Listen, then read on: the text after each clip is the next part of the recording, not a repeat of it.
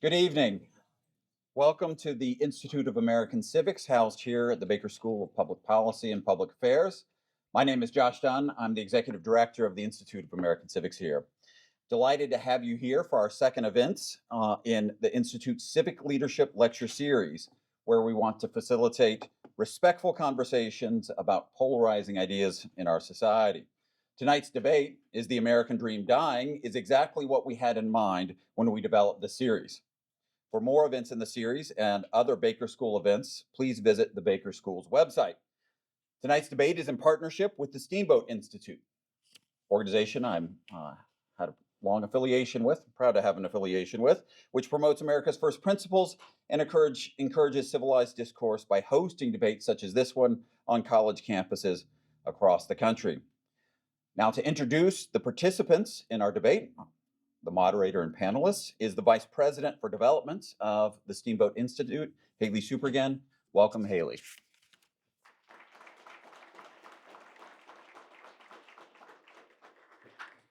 Well, good evening, everyone, and welcome, as Josh said. It is a pleasure to join the Institute of American Civics in welcoming all of you to tonight's installment of our Campus Liberty Tour. I would also like to welcome our virtual audience who's watching from all over the country, and I'd like to extend a huge thank you to the Baker School of Public Policy and Public Affairs, the Dean and Josh, for your hospitality and the warm welcome that we've had on campus today, and for being such a pleasure to work with to host this debate. The Steamboat Institute launched the Campus Liberty Tour in 2018 with the goal of fighting back against cancel culture and encouraging free and robust debate on college campuses. We hope you leave tonight with new ideas and the tools to have substantive discussions with those around you. As a nonprofit, nonpartisan organization, Steamboat Institute relies on the generous support of individuals and foundations to host programs such as this one you're about to see tonight. I would like to extend a special thank you to the Adolph Coors Foundation, the Diana Davis Spencer Foundation, and the Jack Roth Charitable Foundation for their support of our Campus Liberty Tour nationwide. Tonight's program will debate an increasingly concerning resolution. Be it resolved, the American dream is dying. And before I introduce our speakers, I encourage you all to vote in our pre-debate poll. You can use the QR codes at your seats to vote in the poll. We have it up on the screen, so you'll see it changing as people put their votes in. And then we'll have a second poll after the debate where you'll be able to vote again and see if your opinions have changed. Also on the QR codes around the room, and you may also receive a text with this notice, we ask you to submit questions to the speakers via the QR code or your text, and then our moderator will be reading those from the stage. So send in your questions for our speakers. Now let me welcome our debaters to the stage, and we'll begin with some introductions. Come on up.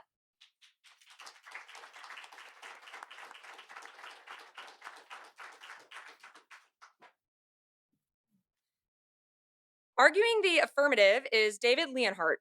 David is a senior fellow at the Yale Jackson School and a senior writer for the New York Times. He writes The Morning, the Times' flagship daily newsletter. He's worked at the Times since 1999 and has previously been an op-ed columnist, Washington bureau chief, and co-host for the Argument podcast, and founding editor of the Upshot section and staff writer of the Times Magazine. It's safe to say he's had an extensive and successful career. He also led a strategy group that helped Times leadership shape the newsroom's digital future. David has received a Pulitzer Prize for his commentary and is the author of Ours is the Shining Future, The Rise and Fall of the American Dream. David is a member of the Board of Trustees of the Russell Sage Foundation and a former trustee of the American Academy of Political and Social Science. Please welcome David Leonhardt.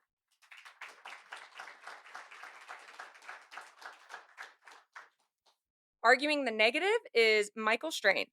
Michael is a director of economic policy studies and the Arthur F. Burns Scholar in political economy at the American Enterprise Institute. Additionally, he's a professor of practice in the McCourt School of Public Policy, a research fellow with the IZA Institute of Labor Economics in Germany, and research affiliate with the Institute of Research on Poverty at University of Wisconsin-Madison. Michael's also the author of The American Dream is Not Dead, but Populism Could Kill It. His essays and op-eds have been published by the New York Times, the Wall Street Journal, the Washington Post, National Review, and other outlets, and he's a frequent guest on radio, television, including CNBC, MSNBC, and NPR. Please welcome Dr. Michael Strain.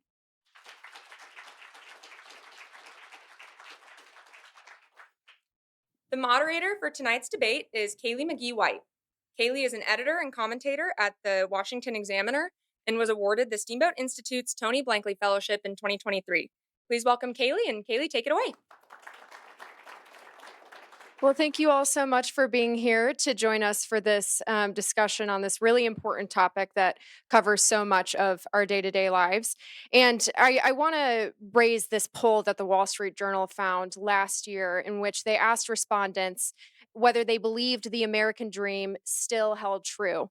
Just 36% said it does hold true. 18% said it never held true, and 45% said it once held true, but not anymore. And the pessimism about the belief in the American dream was especially pronounced among young adults, the people who are attending this university. So I want to, we're going to jump into this discussion in just a minute. But just as a reminder, if you guys have not already answered the poll, this is going to help us gauge whether any of your minds were persuaded either way before and It after. looks like I'm starting at a considerable disadvantage. That's true. That's the way to look at it. There's more upside. Yes. And then also make sure that as we're going through this discussion, if you guys want to scan the QR code, you can submit questions and I will be able to see them on here. And when we enter our Q&A phase, we will have that discussion at that point. But now I would like to invite David Leonhardt to give his opening statement. Pardon me. Thank you, Kaylee. Thank you all for having us here. Thanks to the Baker School. Congratulations on this becoming a reality, this school. So I want to start actually by defining the American dream. We all use the phrase, we all know the phrase, but we don't all know where it comes from. And it actually comes from a 1931 book written by a historian named James Truslow Adams. And before that, the words American and dream sometimes appeared next to each other in newspapers if you do an old archival search, but it was kind of accidental. It was not the meaning that we have today. And James Truslow Adams coined the phrase American dream as we know it, and he defined it quite specifically. He said, it is that dream of a better, richer, happier life for all our citizens of every rank. And he said it was the United States' most important contribution to the world. And so when you unpack what his definition was, I think there are two key facts in it. One is the idea of progress, a better, richer, happier life. You are making progress over time. And the second is the idea of upward mobility, that your station of birth does not have to define what your life is. He specifically said it is for all of our citizens of every rank, which I think distinguishes it from Europe, which distinguishes it from other societies where the station in which you are born into determines your life. And for decades after he wrote that book, he wrote it in the Great Depression, but for decades after he wrote that book, his optimistic dream was a reality. The United States built the biggest middle class the world has ever known. Life expectancy rose rapidly. People could expect progress. People did achieve progress. Even as we had terrible discrimination in our society, throughout the 40s and the 1950s and 1960s, the gaps were declining. The white-black wage gap was declining in those decades. The white-black life expectancy gap was declining in those decades. It was those experiences that made people to say the 20th century was the American century. Not only did we build the world's biggest middle class, but we defeated fascism, we defeated communism, we sent a man to the moon. The United States had the most successful economy and society by any measure. Now, I am by nature an optimist. I believe we can solve the problems that face our society today. But I also believe that the only way we can solve our problems is if we honestly face up to what those problems are. And if you look at the measures of our society today, they are much darker than they were for so much of the 20th century.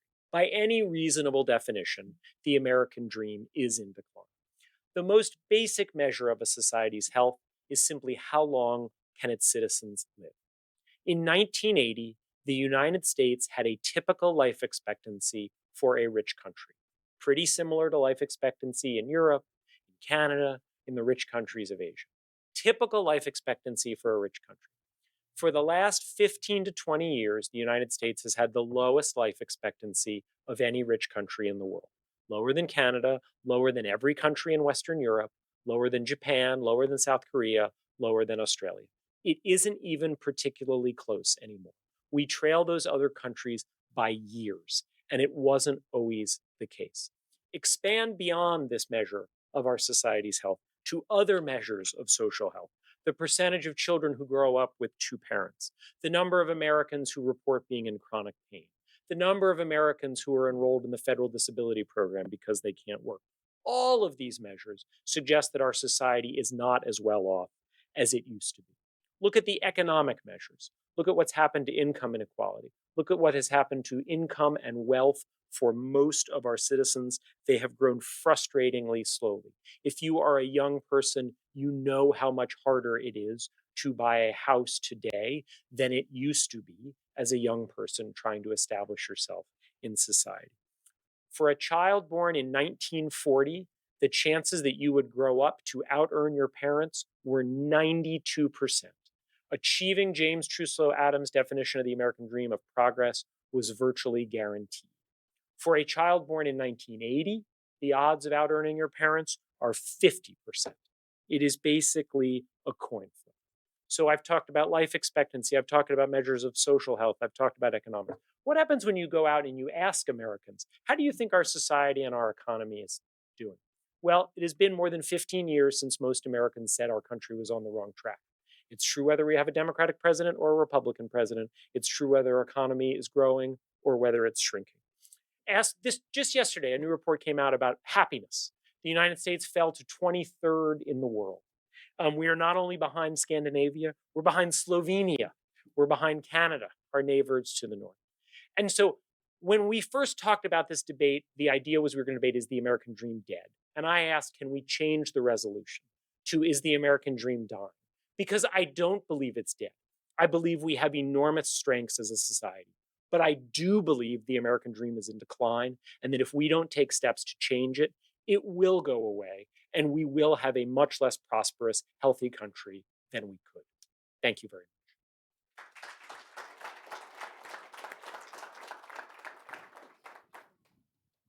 Thank you very much. Now we're going to have Michael Strain deliver his opening statement. Thank you. Thank you, everybody, for being here. Thank you to the Steamboat Institute and the University of Tennessee, the Baker School, for having me. Let me just begin by kind of praising this effort and praising what's happening here at the school, praising events like this. We were talking a little bit earlier with some undergraduate students about why this type of thing is important. And when I was in college, this was what we did. This was second nature. And I think that that's no longer true. And the stakes are very high. I think informed civil disagreement and debate really is the way that civilization makes progress. There is no higher calling for a university than to have those kinds of disagreements. And so I really applaud the Baker School. I really applaud what Marianne is building here and the university community as a whole. On the American dream, I'd like to begin as David did by just kind of conceptualizing this. I think the American dream is an amorphous concept that means different things to different people and that means different things at different points in time. But there's always an economic component to it. Am I doing better off than I was last year? Can I do better next year than I did this year? Does hard work pay off? Will my kids do better than I am doing? Is rags to riches still possible? Can a poor kid grow up to become a billionaire? Can a poor kid grow up to a position of significant leadership? The national conversation assumes that the American dream is dead. This is a bipartisan consensus. President Trump, with his characteristic nuance, says, sadly, the American dream is dead. You hear similar things from leaders on the left, like Bernie Sanders or Elizabeth Warren. You hear this from economists. You hear this from journalists. You hear this from opinion leaders. You hear this from cable TV show hosts. You hear this from senators in both parties. This is what we think, and it is so pervasive that it often takes the form of specific empirical claims. Wages and incomes have been stagnant for decades. America is no longer upwardly mobile. The middle class of the United States has been permanently hollowed out. I think I want to agree with David that we can do better. We should do better. We shouldn't be satisfied. Um, but I think the public debate around this issue is so wildly divorced from the empirical reality of the American economy that the public debate and the views of many leaders in that debate are simply wrong.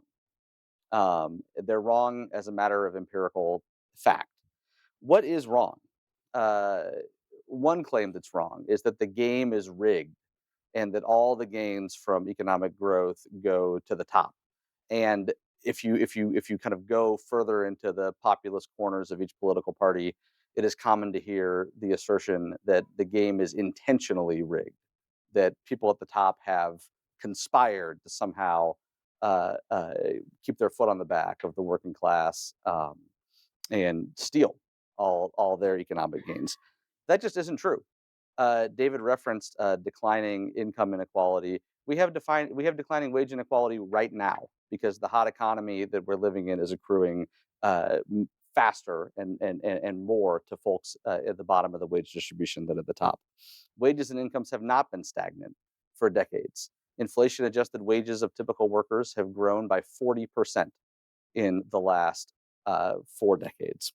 Incomes have grown for the median household on a post-tax and transfer basis by 60%. For households in the bottom 20%, they've grown by 70%.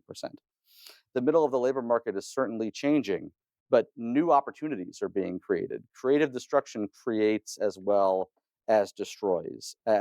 Quality of life has improved dramatically. Air travel has never been safer. Heart disease is not nearly the problem it was decades ago. Access to education. This isn't just rear view mirror stuff. David mentions life expectancy, which is a huge problem.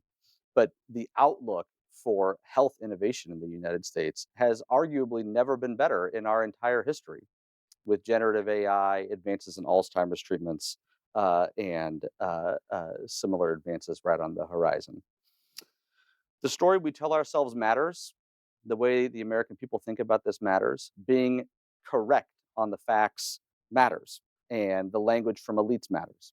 And I'm looking forward to digging more into those topics this evening. Thank you.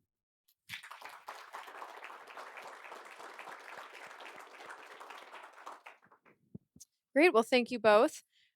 So the way that I see it, there are two broad categories of that pertain to the American dream. There's the economic element, which both of you have touched on, and then there's the cultural element. So I want to start by talking about the economic element. We know for a fact that America is still the wealthiest nation in the entire world. And in fact, an Economist cover story last year found that the average income of an American is still pulling away from any other country in the world. It's about 54% higher than in Japan, 34% higher than anywhere in Western Europe. And yet, when you look at the polling sentiment on this, there is a lot of pessimism. Just 16% of respondents in a recent NBC survey said that they believe that their children will be better off than they are today. So, how do we square the data that does show America's continued economic success with this overall feeling that that might not be the case for much longer? So that Economist cover story is a really good example. And it was about this. Is some of this gets a little bit technical, but I'm guessing that this audience will like a little bit of technical. So, as you said, that's average income, right? And if Bill Gates walked in the room right now, the average income of this room would go way up, but we all wouldn't be better off. And what has happened with average income in the United States is it has gone up really significantly because income inequality has increased so much and the rich have done so much better. Median income in this country is not a lot higher than it is in other countries. In fact, it's not higher at all than it is in some other countries. So a very disproportionate share of our economic gains have gone to a relatively small group of people. And that helps solve the mystery. You often hear people saying, how is it that Americans can be so mad about the economy when the economy is so great? right? This is a question people are asking all the time. The Biden administration, right, is obsessed with this question. So you're sort of left with two answers. One is people are irrational and a little bit stupid and don't really know their own lives. And the other is that people are correct that the economy isn't that great for them and the statistics that we're following are misleading. And the answer in this case is the statistics are technically and factually accurate. Our GDP has gone up a lot, average income has gone up a lot, but that hasn't translated into rapidly rising living standards for most human beings. Most Americans are us when Bill Gates walks in the room, right? And so that is what explains the disconnect. The disconnect is not that people are wrong about their own lives and polling data. The disconnect is that a lot of the statistics we focus on don't accurately describe the real experiences in Americans' lives. I think a lot of it depends on the time horizon that you're talking about. Why are people pessimistic about the state of the American dream right now? Um, we've gone through an incredibly disruptive several years, lots of disruption in American politics, lots of reasons uh, to be quite negative about the state of politics. We've gone through a once in a century pandemic that was horribly disruptive, uh, not just for its health consequences. We shuttered schools for a year. We upended people's lives. We imposed substantial restrictions, maybe less so here in Tennessee, but certainly in much of the country, and of course here as well. Uh, Telling people you can't go into that store, you can't gather, at a restaurant with more than X number of people at your table. Um, and after we exited that, we experienced 40-year high rates of consumer price inflation. And people don't like that. And that's also disorienting. And that adds to a sense of uncertainty. Um, I I don't know the extent to which that is shaping the answers to these questions, but I suspect quite a bit. Um, I don't think it's a coincidence that the right track, wrong track numbers that David mentioned show the country going on the wrong track following the 2008 financial crisis. In many ways, it's just been a tough 15 or so years, uh, and that's filled people with uncertainty for different reasons at kind of different periods along the way. But this should give you optimism, I think. Uh, how strong is the American dream? Well, we had a once in a century financial crisis. We've had a once in a century wave of populism in both political parties. We had a once in a century pandemic. We've had 40-year high inflation, and we are still going strong. Um, Wages are back to rising, incomes are back to growing.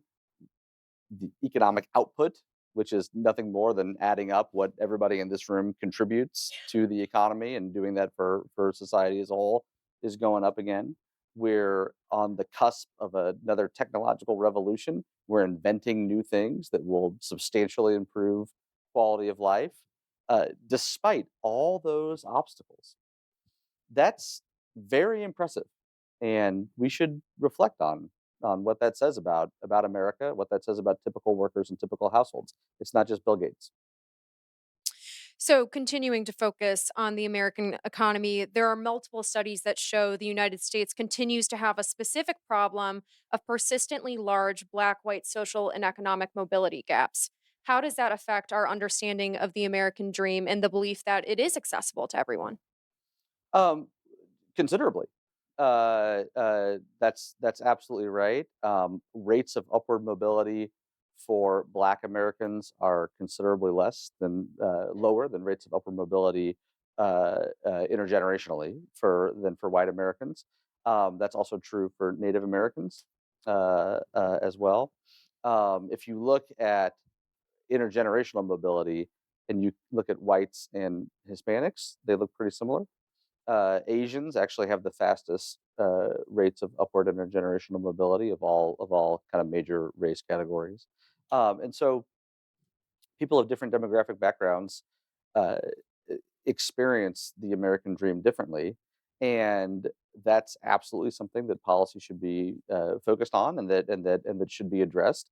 And any holistic um, evaluation of the health of the American dream should be taking those gaps into account. I think to me, I absolutely agree with much of what Michael just said. To me, another reason why we should be so concerned about what's happened over the last 40 plus years in this country is that we really did have a period of time where racial gaps were shrinking. And that hasn't been the experience for most of the last 40 years or so. And so we do have these really big, wide, very alarming racial gaps, particularly for Black Americans and particularly for Native Americans. Black Americans are obviously numerically a much larger group than Native Americans in our society. The gaps in some ways are similar. In some ways, they're even worse for Native Americans. One of the things that I've seen in a bunch of different parts of American society is some of the same social ills that were inflicted on Black Americans in earlier periods have been inflicted on white Americans more recently. So the hollowing out of good paying blue collar work, particularly for men, the rates of intact families. A lot of these things were problems that hit Black communities first and have spread to white communities in more recent years. And boy, that's absolutely the worst way to not have gaps, shrinking, right? Which is to have both of these communities doing worse off. So, the other category of this debate question touches on the US culture. And it's no secret that society is extremely polarized, that any sort of debate over race, gender, you name it, is a lightning rod for controversy. And it's also no secret that most of our institutions that we depend upon to tie us together are on the decline. Community is something that is considered to be less important nowadays. The family unit, as you mentioned, is breaking up more and more these days. How does this affect our understanding of the American dream? And is the cultural aspect of this just as important as the economic one? I think the cultural aspect of this is critically important. Um, I think the political aspect of it is important as well. Uh, I think the economic aspect of it is arguably the most important of the three, because I think the economic aspect of it is the most central to the way most people think about the American dream. Um, the ability to uh, lead a good life that includes a nice retirement. There's a reason why homeownership is such a big part of the American dream today. That's essentially an economic aspect to it. The Horatio Alger story, the idea of progress, the idea of mobility. These are all more economic concepts than they are cultural concepts. But I do think that culture matters. I think one of the ways that culture matters is a point David's made twice now that I completely agree with.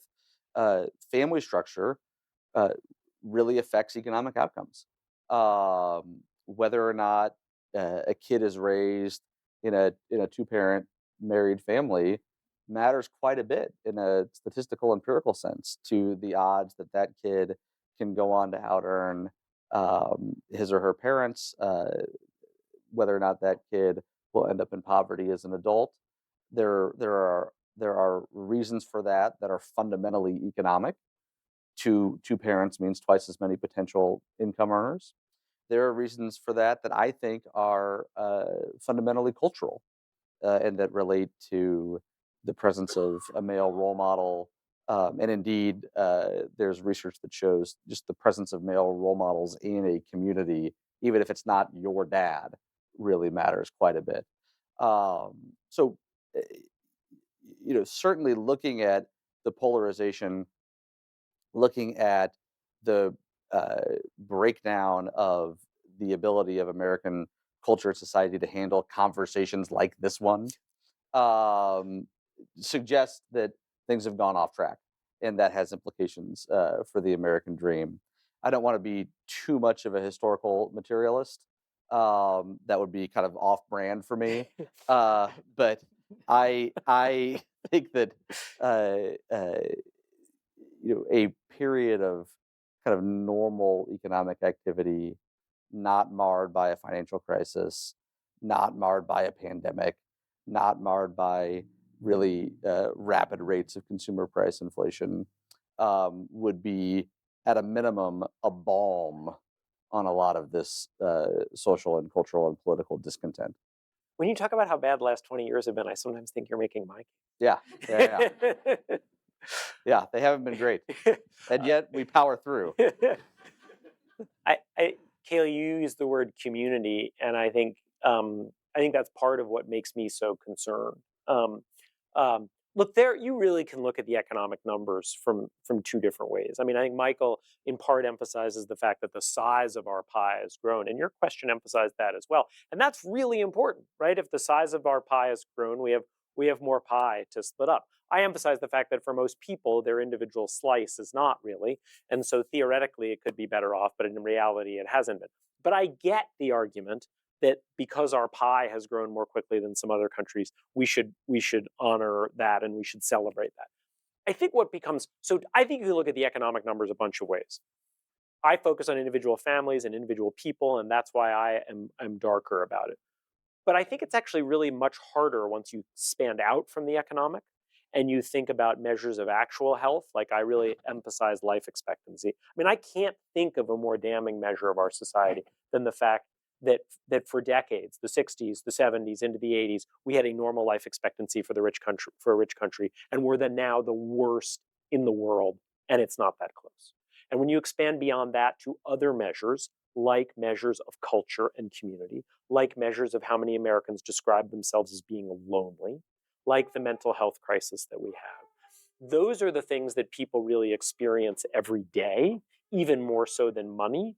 And so, if anything, it's the sort of community and cultural things that leave me even more concerned than the economic measures. And tying into this cultural discontent, we know also from recent polls that there's been a steep decline in patriotism, especially among young Americans who say that, well, they're less likely to say that they take pride in the country. Does that affect our outlook on the American dream? Could that perhaps be why younger Americans are also less likely to say that they believe in the American dream because they're not even that proud of the United States at all? I think the decline in patriotism is a huge problem. It is a bigger problem on the left than the right, but it is in part a problem on the right. And Donald Trump has made it a bigger one, right? When he sort of talks about how Putin's not that much worse than people we've had in this country. Putin is worse than people we've had in this country. Okay, but I think it's an even bigger problem on the left. When you look at polling data and you split it by party and education, the only group of people where you don't have a majority of them saying the United States is the greatest country in the world are Democrats who have four-year college degrees. And I think that is self-defeating for Democrats. I think it is very hard to be asked to be put in charge of a country if you are saying it's not a very good country, right? Like, I assume we have many sports fans here. Would you hire someone to coach one of the University of Tennessee basketball teams if she or he told you, I don't really like the University of Tennessee basketball team? You wouldn't, right? You want your leaders to believe in the institutions that they are running. And not only that, but when you look back across history, I have a book review in the New York Times Book Review. It's online now. The most successful progressive movements use patriotism. The suffragists used red, white, and blue to make the case for women having the vote. The labor movement flew huge American flags at their rallies. The civil rights movement marched with American flags, and their segregationist opponents did them a huge favor by holding up Confederate flags along the march. Who do you think is going to win the battle for the median American public opinion when one side is holding American flags and the other side is holding Confederate flags? Most Americans are going to go with the American flag. And so I really do think, and then even more recently, the gay rights movement. How did the gay rights movement make such phenomenal progress? It said, let us join the military. That was its first ask. That isn't a request that makes people who already agree with gay rights feel good about themselves, and people who don't yet agree with them, it looks down on them.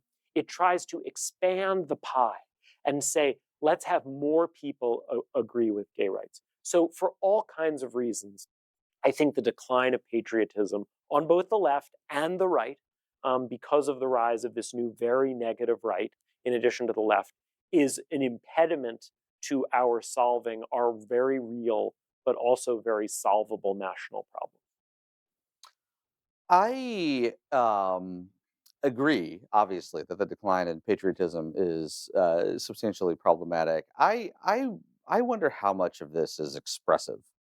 Um, if you went to if you went to a college-educated Democrat in a major city, said, well, do you want to? I mean, Canada is not that far, not that far away. Would you rather, live there, or would you rather, live in Europe? Some might take you up on it, for sure. But I think most wouldn't. And I think that thought experiment is in some ways kind of hokey. Like, people have lives; they're not willing to, uproot and leave just because of their views about the nation they live in. But I also think it's instructive. And we live in an age where uh, people are much more performative than they used to be in their daily lives, right? Like, we used to experience things because we liked the experience. Now we experience things because we like taking photographs of the experience for our Instagram page. And we used to like talk to our friends and colleagues and communicate things that we think, and now we communicate broader values. I don't like Trump, or I do like Trump, or COVID is dangerous, or COVID is not. I wouldn't be surprised at all if some of this kind of performative expressiveness has found its way into the way that people respond to surveys. I agree, but I still worry that it matters. I think it does matter. Meaning, I worry if our country were attacked by another country now, that we would have a harder time rallying and coming together than we have had in a very long time. Sure. That we'd start yelling at each other about whose fault it was. Yeah, I think that's right. I think we saw evidence of that with the pandemic. Yeah. I think the pandemic was this horrible thing, obviously with no upside, but a different political culture could have grabbed hold of that, made it a cause for national unity, made it a cause for shared sacrifice. It could have accrued to the phenomenal benefit of the party in power, politically speaking. And there was, I don't know, maybe 5 or 6 days where it looked like something like that might happen, and then very quickly it just became one more component in the broader cultural war between the populist and nationalist right and the progressive left. And people did damage to their own lives, right? Meaning people splitting into their own camps, right?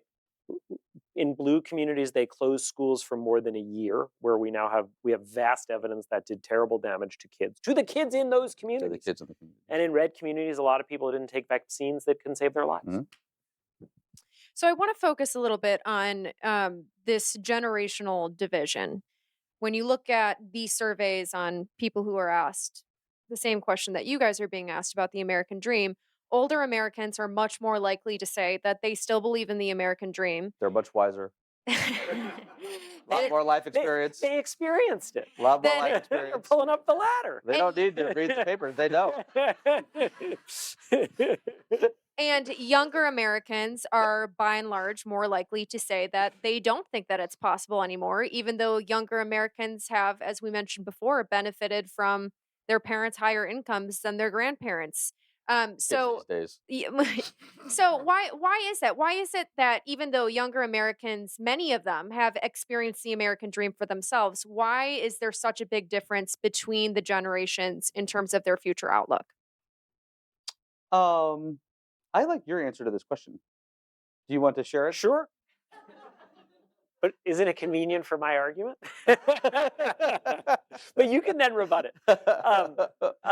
So, I mean, I think one of my themes is that people are rational.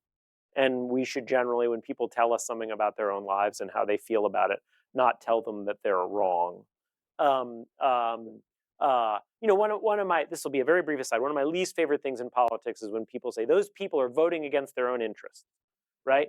Well, people know their own interests, and like they don't have to just vote on tax policy, right? If a rich person wants to vote for a tax increase on themselves because they care more about the climate or gay rights, or a conservative person wants to vote for a policy that's not in their best interest economically because of the values of the person they're voting for, people are allowed to do that. And so when I see these poll numbers, my basic reaction is to believe what people are telling us. And I actually think there's a lot of evidence that life actually has been better for those older people, right? So I said if you were born in 1940, you had a 92% chance of out earning your parents. Well, if you're born in 1940, you're 84 now. So you're one of those people answering that survey saying the American dream is real, and it was real for you. And if you're a younger person, you're struggling to afford a house. And what Michael was just referring to is we had a really nice meeting with a bunch of students, undergraduates here at the University of Tennessee, very impressive group of young students beforehand. And one of the things I was saying was that I would encourage people, whatever your politics, actually, if you're younger, this actually may hurt me with the audience. That's why you got me to do it. To focus on the ways that a lot of our policies are skewed toward older people and away from younger generation. So we have universal health care if you're over 65. We have a universal income support program if you're over 65. We don't have a universal a big child tax credit. We do not have guaranteed health care if you're under 65. We have a set of housing policies that basically reward people who already own homes. Well, if you're older, you probably own a home. If you're younger, you don't. If you compare us to other countries around the world, a surprisingly large share of our government resources goes to older people, and a smaller share goes to younger people and young families, right? So whether you're a conservative who believes in a smaller government or a liberal who believes in a larger government, either way, we could have a government that, whatever its size, was less biased against younger people. So my basic reaction is, why do they have these views? Because they're both right. I think that context matters for a lot of this. So yes, if you were born in the 40s, you had a extremely high likelihood of out earning your parents. Of course, your parents were doing a lot of their earnings during the Great Depression, and it wasn't all that difficult to out earn your parents. If you were one of those parents, uh, you went through the Depression, you went through the Second World War, and all of a sudden you enter this kind of post-war world where America is really doing great. You feel good about the economy. You feel good about America. If you're one of the young people that you're describing, um, and you couldn't go to your uh, senior prom in high school because your school was shut down by the progressive teachers unions for political reasons to signal their opposition to President Trump. America doesn't seem as great to you. You haven't experienced as much of it. A lot of what you've experienced is negative. Um, if you're a person, I work with a lot of young people and try to learn from them, and it's hard to have lived through the past few years as a young person. It's hard to have this been a defining feature of your high school experience, of your college experience, of your kind of entry into college, entry into the workforce. And so, my answer, I think, is give it some time, and we'll see if those numbers go up. And the last question that I have is, we talk a lot about the rags to riches stories that really have come to define the American dream in many people's minds. You have men like Justice Clarence Thomas, Ben Carson, Senator Tim Scott, who have come from really awful situations compared to the way that many of us grew up, and yet have gone on to reach amazing success in their lives. Is it fair to look at those examples and say that they're proof that the American dream is still alive and well? Or, as David mentioned earlier, is it more accurate to look at the broader picture of individuals and families, even though there is evidence before our eyes that rigs to ratches is completely possible? So, oh, go ahead. No, go ahead. I would reject the dichotomy first of all. It, you know, look at the bottom 80% of workers, typical workers. These are defined by the Department of Labor as production workers in the manufacturing sector, construction workers in the construction sector, and non-supervisory workers in the services sector. Their inflation adjusted wages over the past 3 decades have risen by about 40%. That's considerable. Um, uh, it's not fast enough. We shouldn't be satisfied with this. We should have policies to help the bottom 80% more than we do. But that is very far from stagnant. And a similar story is true for median household income, which is not skewed by extremely rich people.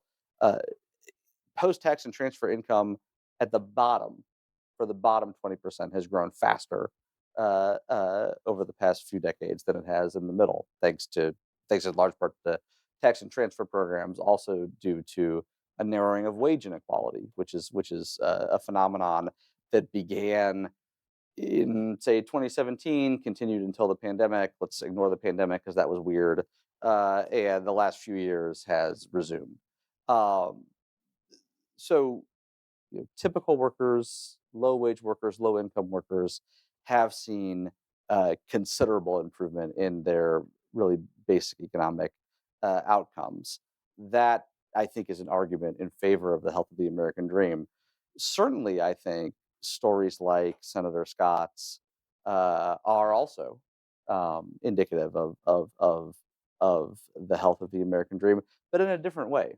I think we should care about these rags to riches type stories.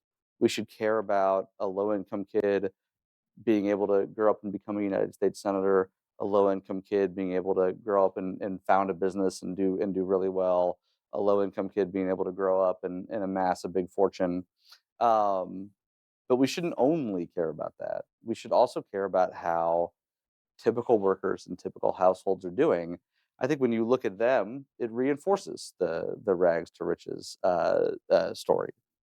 That's a nice. I mean, that gets to I think to the heart of our debate, which is a nice question to end on. Which is, um, to me, there are these stories, right? You can find them among Republicans, you can find them among Democrats, you can find them among people in business, you can find them among people in politics. Not as extreme an example, but Joe Biden in some ways, right, has obviously ended up much better off than he Yes. was growing up. There are lots of these stories. Um, but Maybe except less true for President Trump. yes, yes. Uh, um, but exceptions don't prove a rule, right? Enact despite the cliche. And I think that these really are exceptions that conflict with the experience that most Americans have. So I think when you look at I am much less sanguine about the wage numbers. I think the wage growth has really been quite slow for most Americans, particularly when you control for the fact that fewer Americans are working than used to be. So when you look at statistics that take into account who has jobs and who doesn't, the numbers get darker. And then when you expand beyond the economics, if it's like, wait a second, they're sending dueling economic numbers at me, right? One says the economy is great, one says it's not. That's why, to me, I sometimes feel that way myself. These numbers make the economy look good. These numbers make the economy look terrible. When you expand beyond that and you look at the other measures, no one argues about the life expectancy numbers, right? They are what they are. There isn't a separate set of life expectancy numbers that makes the United States look really good. The same is true about the percentage of kids who are growing up with two parents. The same is true about the number of people on disability. And the polls are also really clear when you ask Americans how they feel about our country and the direction of it. And to me, when you add all that up, it conflicts with the Horatio Alger stories. And sure, is it possible? Yes, it's possible. It's also possible that if I go buy a lottery ticket today, I will win tomorrow. But I think we should have a higher standard for our economy than possible. Great. Well, we're going to move to the question and answer section. So, again, a reminder, if you would like to submit a question, you can do so by using the QR code. Our first question is, let's see. It's just canceled on me. Hold on. Uh-oh, cancel Okay, culture here we in go. action. So, home ownership is the bedrock of the American dream. How does the continuing housing crisis reconcile with your position on the topic at hand? I'll just briefly say, I mean, to me, that the difficulty that younger people have getting into the housing market is real, and I think that is a big part of the frustration that younger people have with the economy today. And I think it's entirely understandable and rational. I think home prices really are one of these assets that have gone up quite rapidly in value, and that is really good if you own a home, which means you're probably old like me. And it's really bad if you don't own a home. And so, to me, a lot of the housing problems are consistent with this sense that it is harder to make progress than it used to be. I agree with that. I think it is real, as David said. It is harder to get into home ownership than it used to be, and there are policy solutions to that governments at all levels don't seem particularly interested in implementing, and young people who are trying to buy homes are frustrated by that, and they should be frustrated by that. And a bit of personal finance advice, unless it's a very unusual situation, if you don't yet own, don't buy now. Really, it's the worst combination of high interest rates and high prices because the housing market doesn't adjust very quickly. Renting is okay. It is true you will throw money away by renting. It is also true you will throw money away by buying into this market right now. And so don't feel bad about renting. Well, that's good to know because I'm one of those potential young home There we buyers. go.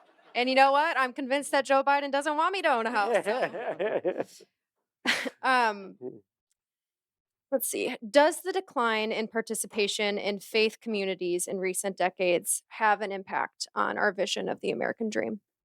I think it does. I'm a person of faith, and so discount discount my view accordingly. But I think that a broader definition of the American dream that doesn't only focus on economic issues, uh, but that instead is about living a full life, living the good life. Um, for many people includes participation in a faith community, and the weakening of faith communities makes it harder to participate in an active and thriving faith community. Beyond faith communities, I think community of all forms is important, and that is also harder, I think, than it used to be.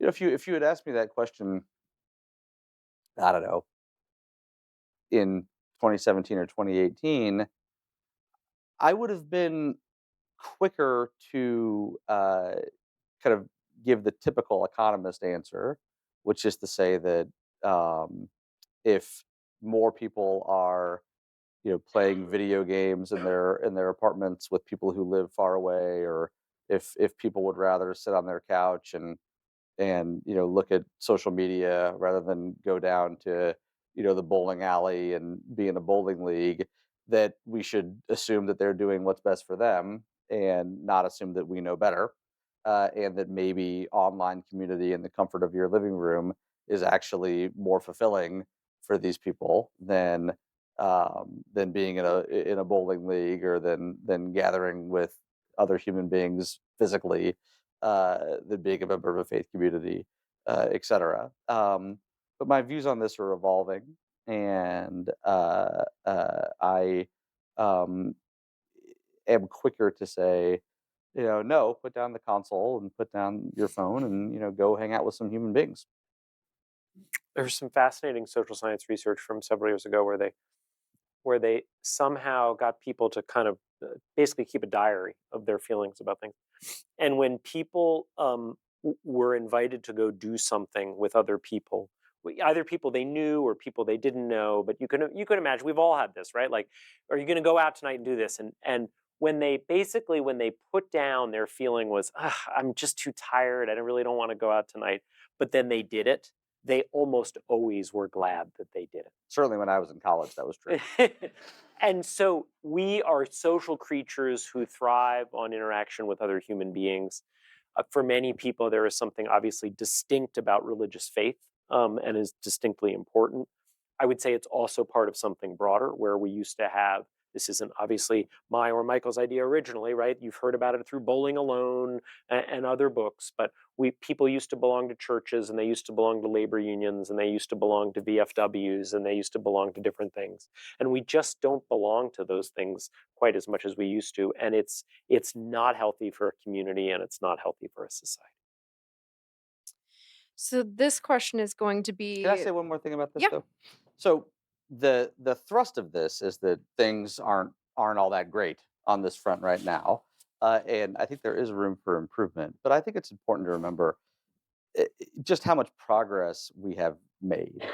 And if you looked at American society in the 1950s, um, black people and white people didn't drink out of the same water fountains. Uh, Schools were segregated. Women had way fewer opportunities to lead the kinds of lives they want than they do today. Um, we have made remarkable progress on the social front. Our culture has made remarkable progress. We are much more pluralistic than we used to be. We are much more, I think, tolerant of differences along several really important dimensions than we used to be. And I think we are closer to the ideal of American society than we were. So, yes, lots of problems right now, for sure, in society, in our culture, just like there are lots of problems in our economy. Um, we should focus on those problems. Focusing on problems is appropriate. That's how we find solutions. That's how we improve. But we shouldn't lose sight of the broader context of progress that we've made. Since we agree on so much, I'll use this as a chance to put in some of the debate. I think that would be a stronger argument if we were sitting here in 1990 or maybe 2000 and looking back over the last 30 or 40 years. That would absolutely be true. The right? 90s were great.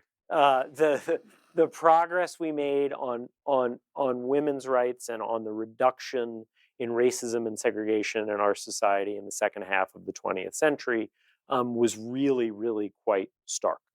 Um, I think we've made much less progress on that front in the last quarter century, and I think even by some measures we've gone backwards. I mean, when you look at the number of particularly Black men who are incarcerated and what that has done in Black communities, I understand there have been some other ways in which we've continued to make progress on some of these things. I specifically mentioned gay rights, but I think I agree with you. We are much closer to the American ideal of opportunity and equality than we were in 1950.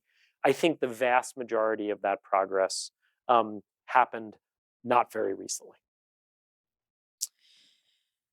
So this question is probably more directed towards David, though I'm sure you'll want to answer too. This person asks, how do you defend that the American dream is perhaps just changing in definition and not dying? I defend it by going back to the original definition of it, right? So I don't doubt that there might be some definition of it that people would adopt and say that actually it is still doing great. There is one large subgroup of people for whom actually the American dream has very much remained alive over the last few decades, and that's immigrants. The best research on this shows that immigrants have continued to climb the American economic ladder in the late 20th and early 21st century at roughly the same rate that immigrants did in the late 19th and early 20th century.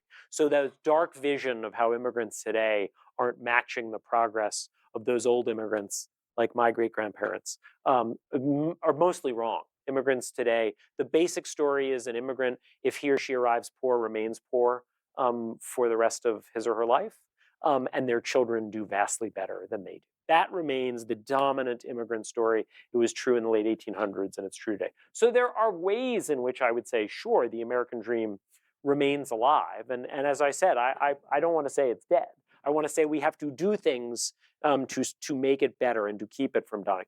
But the basic definition of it was it is of a better, richer, happier life for all our citizens of every rank. It is of progress. And I think by any of the reasonable measures, we're not doing a very good job on it. I think that there are certainly components of the American dream that can change. Homeownership might be one of them. I mean, if you ask people about the what are the components of the American dream, you'll see homeownership mentioned by a whole lot of people. If policymakers don't get together and address the issues with our housing market, that may just fall out, right? And that may be a concept, that may be a kind of a process of market evolution. Uh, if landlords say, well, hey, it's just so hard for these young people who want to start families to buy houses. I'm going to start renting 3-bedroom apartments, which are extremely rare in the housing market. Then maybe more people go into rentals, and the market works, and people rent for long stretches of their lives, and it's just a whole new world, and home ownership is no longer something that people care as much about. That's certainly plausible. But I think the kind of core idea, um, as David said, of progress uh, will not change. The idea that you can do better, that hard work will pay off, that you'll get your just rewards in the labor market, that your kids can do better off than you do. That's a pretty sticky component, I think. So, what are some practical standards that America would start hitting in order for you to believe that the American dream was rebounding? Income inequality is in large part a fact of life. It's always going to exist to a certain extent.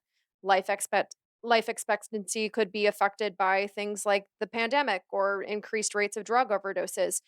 So, what are some of the standards that you would say America has to start meeting in order for you to agree with Michael? I love that question.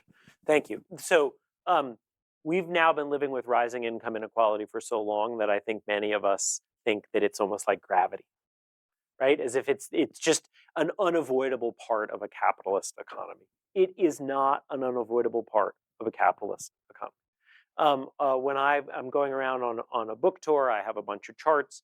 One of the things I emphasize in this chart I have, it's a chart that shows soaring income inequality. That's what your eye goes to, because those are the big lines at the end. It's the rich outpacing everybody else for the last few decades. But if you actually focus on the left half of this chart, you see that poor people and middle class people got larger percentage raises than the very rich in the 1940s and 50s and 60s. Income inequality really was falling. And if you squint and look at the statistics now, you can maybe find a couple months here or there where income inequality is falling, or maybe even a year. But to me, part of your answer to your question is, after what the economy we've had, years where ordinary people get bigger percentage raises than the very rich. That's the kind of thing that would cause me to change my mind about where we're heading. Some of these gaps, like the huge racial gaps, seeing them start to close would cause me to say we're making progress. The life expectancy numbers, other countries also experienced the pandemic, but they didn't do as badly as we did with it, right? And so if we could no longer be the richest country with the worst life expectancy, or if we could even just start to close the gap between us and the rich country with the second worst life expectancy is now quite large. So if we could start to close that and do better through some mixture of a better healthcare system, fewer people dying of drug overdoses, fewer people dying of vehicle accidents. In many, many ways, we have more people die than other countries do. And then finally, I would say when Americans tell us that things were better off, I would believe it. So if we had a majority of Americans say our country is on the right track, if we had a majority of Americans say our economy is in good shape, rather than us yelling at them saying the unemployment rate's low, you should be happier, those would be the kinds of things that would cause me to say that we'd made real progress. Do you want me to answer the converse? Yeah. Um, I think America has had better and worse decades for sure. Um, I think President Clinton's campaign in the early 1990s, "It's the economy, stupid," really resonated with people, and that's because during the 1980s we did see really considerable increases in income inequality. Much more importantly, in my view, we truly did have a decade of stagnant wages for typical workers. Um, if we were having this conversation in the early 1990s, I think I would be less optimistic about the health of the American dream, certainly than I am today. Uh, so those the sorts of markers that make me feel good about the United States, um, wages, incomes, churn in the middle, new opportunities to lead a middle class life, mobility statistics, the dispersion of economic gains throughout the wage distribution. Uh, if those things were to no longer be the case, then I would be much more concerned. I also think, you know, America as an innovation powerhouse, as a place that's dynamic and exciting and creating new things and leading the world in that dimension. Um, that I think this conversation has largely taken for granted. Um, if that stopped to be true, even if all the economic indicators were still moving in the right direction, I'd be quite concerned. I'd be quite concerned about the ability of the United States to continue to deliver the kinds of economic gains that we've seen in recent decades. Finally, I think if some of these non-economic factors were to really turn in a bad direction, David's mentioned life expectancy several times, and rightly so. There's obviously a lot of debate about what's happening there. A lot more firearm deaths, a lot more motor vehicle accidents that result in death, and uh, an opioid epidemic that didn't exist in European countries, and that resulted in a lot of people dying. uh, when I look at at those three big explanations, um, I see on guns a choice that our political system has made. It may be the right choice, it may be the wrong choice, but it is a choice. Uh, you can make a similar argument about motor vehicles, and I think everybody agrees that the way that opioids were prescribed, the way that opioids were distributed in the United States was a huge mistake and a huge tragedy.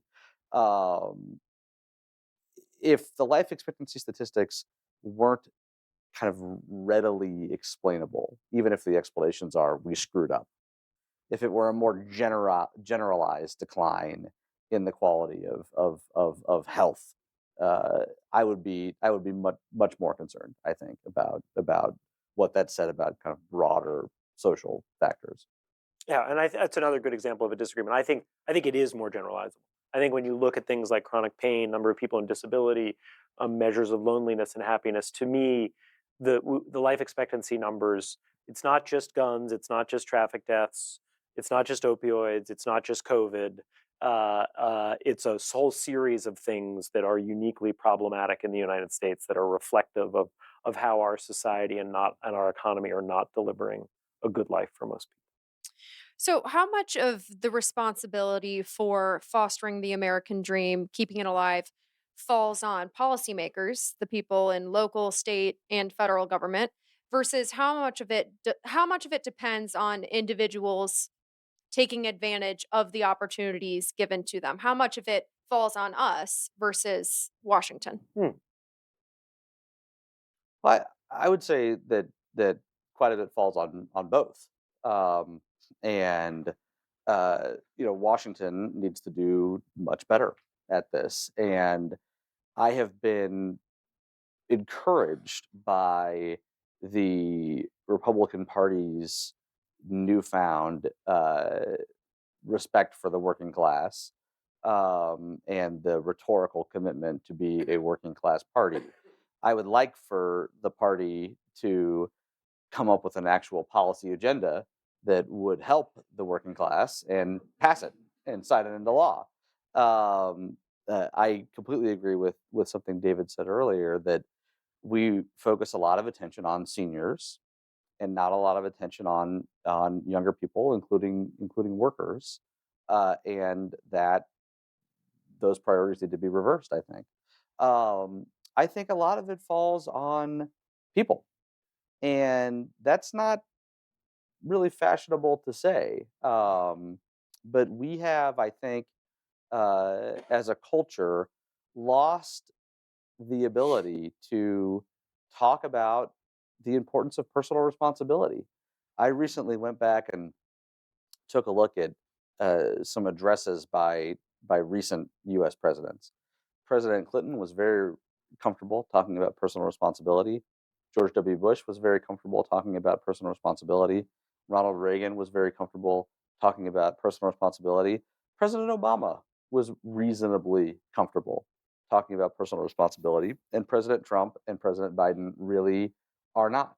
Um, when there was a epidemic of drug addiction in the Black community in the 1980s, we had Just Say No.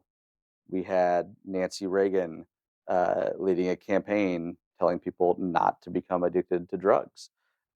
We had drug abuse resistance education programs in America's schools. Um, Fast forward to a more recent time, when there's an epidemic of drug addiction in the white working class.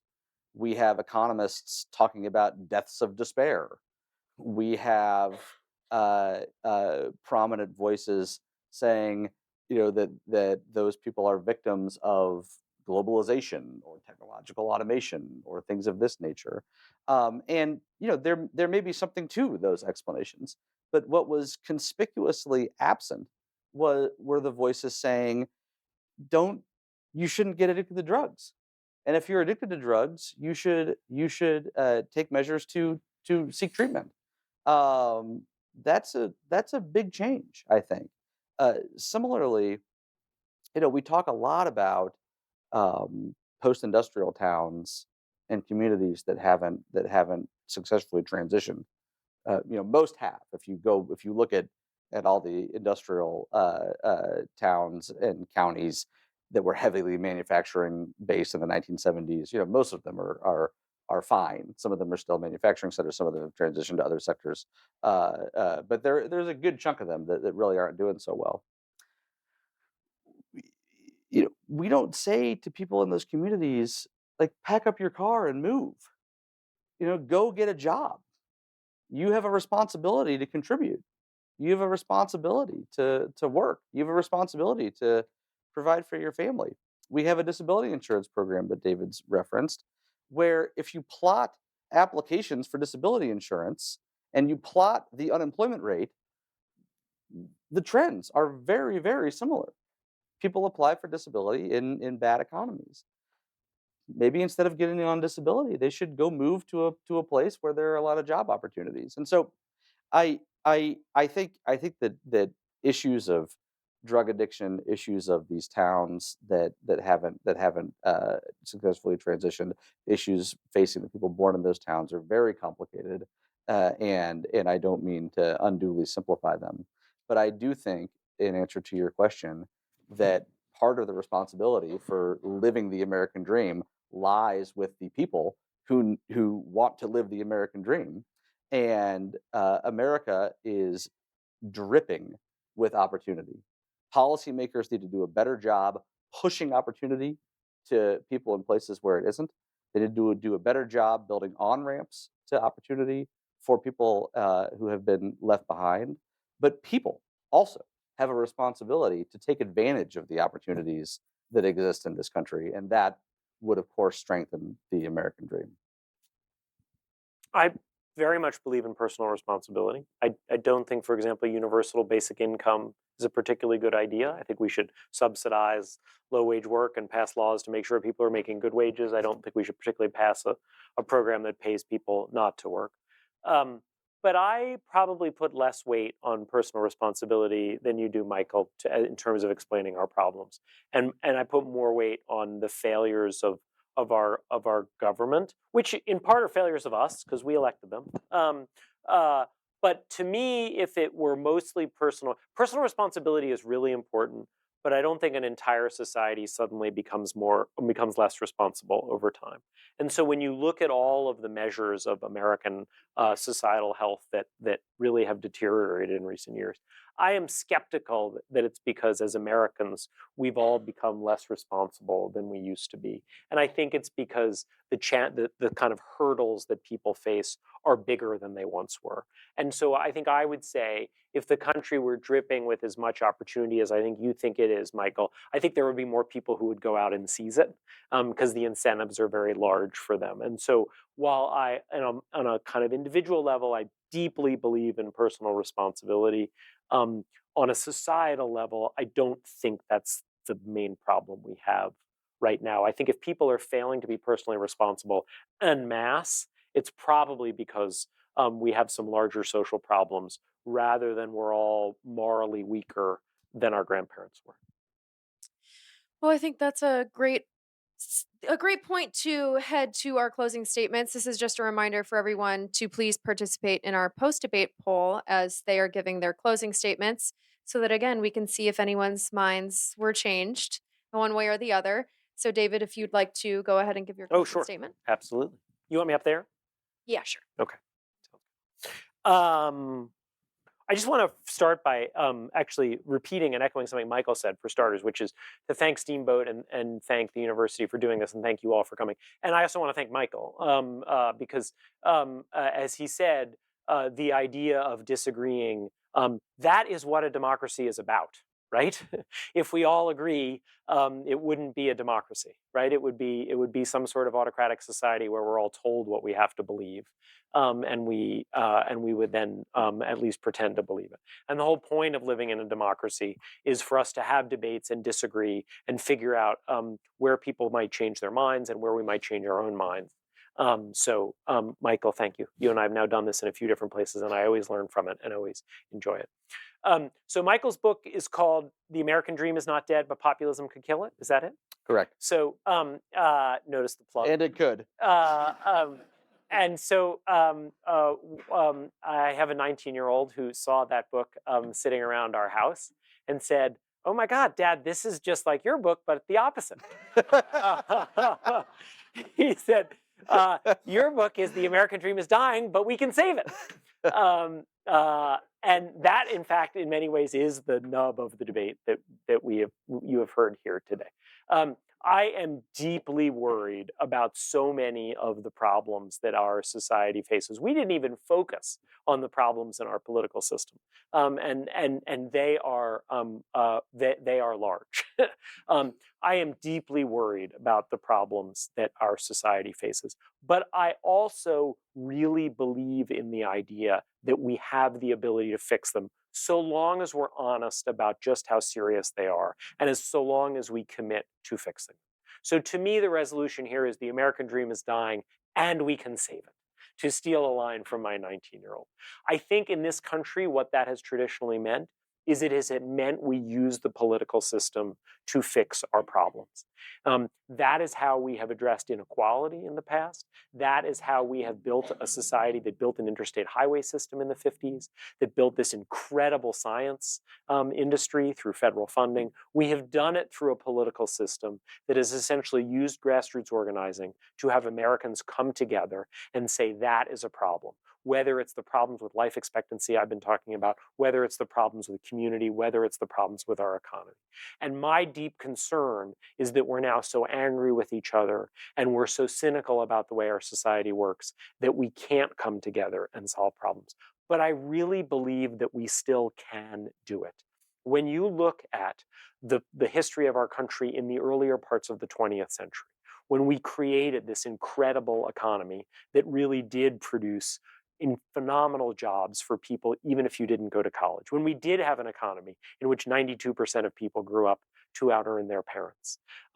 We did that in part through grassroots organizing that created a labor movement, that created a civil rights movement, that created the women's movement. And I know that many of those movements are older, and we may think, well, we couldn't do that again. But I earlier referred to the gay rights movement. And the odds are very good that you have someone in your family, like I do, whose lives have been transformed by the fact that you can now get married in this country, regardless of whether you want to marry a man or a woman. That was a victory of grassroots political organizing. It was a victory that didn't do what I think the left too often does today, which is create movements that try to make people feel good about themselves and make their opponents feel bad about themselves. It invited new people into the movement, at first by saying, allow anyone to join the military, and then later by saying, allow us to get married, which is fundamentally a conservative institution. And so I think the history of grassroots politics in this country is incredibly proud and incredibly successful. I don't think people should feel like our political system is rigged. That is an area in which Michael and I agree. I think what we need is more attention on the problems that many Americans face, particularly Americans who are not as lucky as those of us who are in this room, particularly Americans who don't go to college or who don't graduate from college, and make sure that we ensure a good life for them. And I think the only way to do that is first to be honest about the scale of the problems that we face, and then use our tremendous advantages as the United States, as this country that much of the world still wants to move to, as a country that still has all these resources and all this wealth, and put it towards solving the problems that allow our citizens to lead a better life. Thank you.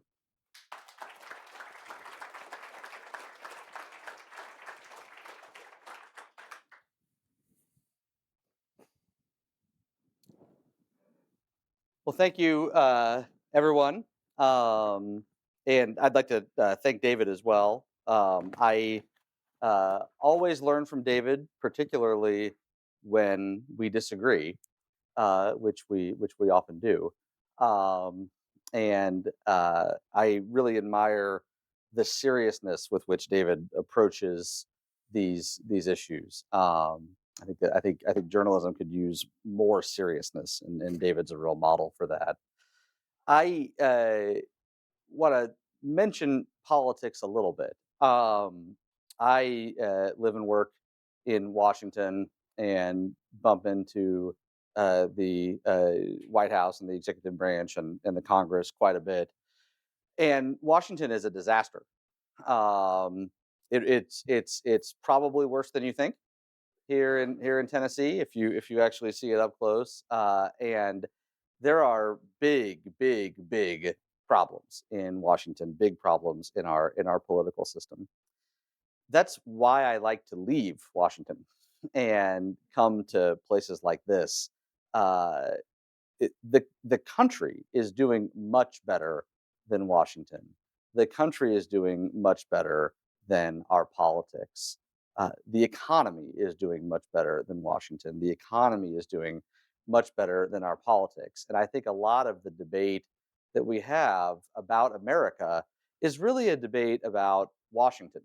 And that I think is a habit of mind that could be useful to change. When I grew up in the Midwest and have lots of friends and family there, and it's very helpful for me to talk with them and reconnect with them regularly. You know, some support Trump, some support Biden, some love Trump, some don't love Trump. You know, but mostly they love their families and their communities, and they care about working hard and providing for their kids. And their most important consideration is, you know, their kid's soccer game that weekend, and it's not anything that's happening in the United States Senate or on the presidential campaign trail. When evaluating America, when evaluating the American dream, Washington is important and politics is important, but the country is much better than our biggest problems. And one of our biggest problems is certainly our political system. I think the story we tell ourselves about the American dream matters. And that's why I'm concerned about all this pessimism. I think that a lot of the pessimism drifts into empirical inaccuracy. Hard work does pay off. People can get ahead. Children born today, on average, are going to do better than their parents did. America is leading the world in innovation. Quality of life has improved substantially. Quality of life will continue to improve. The story we tell ourselves about the facts and circumstances of the American economy matters. The story we tell ourselves about the inherent justice in our economic system matters. Whether or not people get their just rewards, whether or not pay is determined by productivity and contribution. If we tell ourselves that the game is rigged, if we tell ourselves that the American dream is dead, if we tell ourselves that people can't get ahead, that has political implications. And on the political right, that's resulting in a presidential candidate who says things like, I alone can fix it. On the political left, it's resulting in calls for universal basic income and a much bigger, more intrusive government. It also affects the aspirations and effort of individual citizens. If all you hear is that you can't get ahead, that the game is rigged against you, that hard work doesn't pay off, and that your children will be worse off than you are, that's not very motivating. If it were true, then it will be one thing. But to say it when it's not true, I think is runs the risk of doing enormous damage. The narrative about the American dream matters, and the policies that we can put in place to strengthen the American dream matters. I'll end on a point of agreement with David. We can do better. We should do better. And we should expect our elected leaders to do better. Thank you all.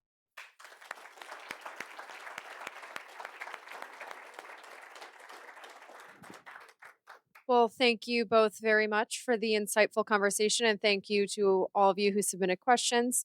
Do we have the results of the post debate? Okay. What were the pre-debate Oh man, you won. numbers? I think you won.